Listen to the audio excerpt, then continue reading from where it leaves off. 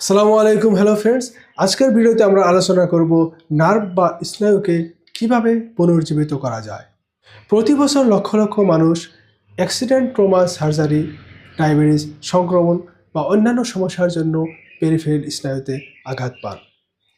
আঘাতের ফলে সেন্সেশন হারানো, পেশির দুর্বলতা, পক্ষাঘাত, সিজার, প্যারালাইসিস, তীব্র ব্যথা বা অন্যান্য সমস্যার সম্মুখীন হওয়া দেখা যায়। তাই সফল পুনর্জনন হলে এসব ফাংশন ফিরে আসতে পারে, যা রোগীর জীবনযাত্রার মানটা উন্নত করে।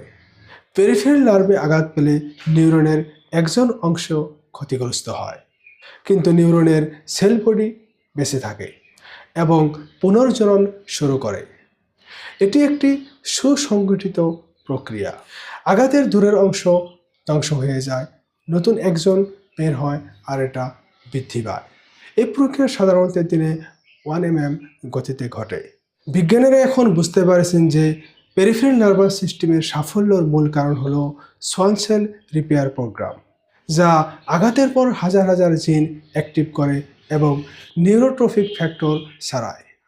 তবে আপনার নার্ভের সমস্যা যদি গুরুতর হয়, তাহলে একজন অভিজ্ঞ ডাক্তারের পরামর্শ অনুযায়ী সার্জারি, ফিজিক্যাল থেরাপি বা কিছু ভিটামিন নিয়মিতভাবে আপনি খেতে পারেন, যেমন vitamin B12, methyl cobalamin, cyanocobalamin, যেগুলো নাকি আপনার মাইলিন শেথ রিপেয়ার করে, অ্যাক্সন গ্রোথ প্রমোট করে আর ডায়াবেটিক নিউরোপ্যাথিক পেনটাও কমাতে অনেক সাহায্য করে।